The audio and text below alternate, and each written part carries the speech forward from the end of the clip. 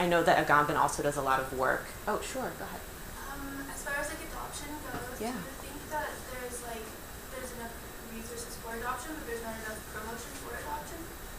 So what do you mean by that? Like, for example, there's a lot of animals that need to be adopted, but do you think that like more people need to be aware of this, and then that would mean that there's more animals that would be euthanized because there's not enough promotion of this option?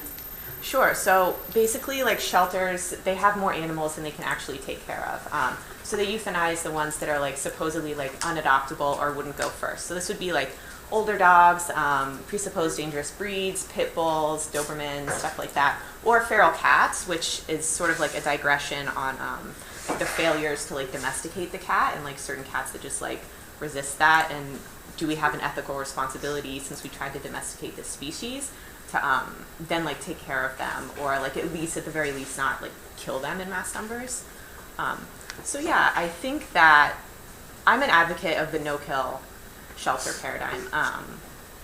And I know that it seems like maybe there aren't enough people to take care of these animals, but I think if more people are aware that they can foster animals, so like they could foster like older dogs or something like that, yeah, I think that could help too, just like volunteering as like a foster home. Yeah. Okay.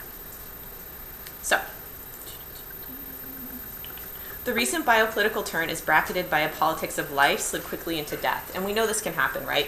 So biopolitics, it wants to like help people live better, right? But it ends up killing like those lives, or like those people that they see as either presenting a danger to like the livable populace, or perhaps like consider like disposable or unworthy of life.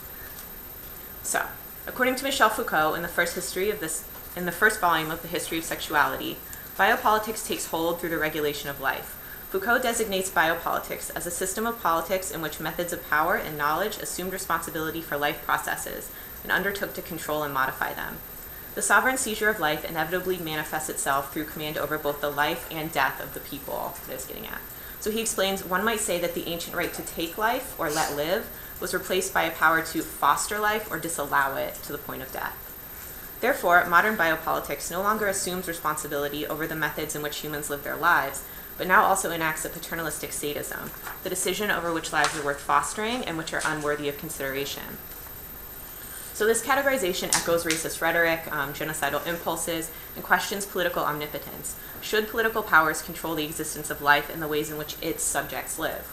So I intentionally use the third person pronoun its as opposed to his in an effort to emphasize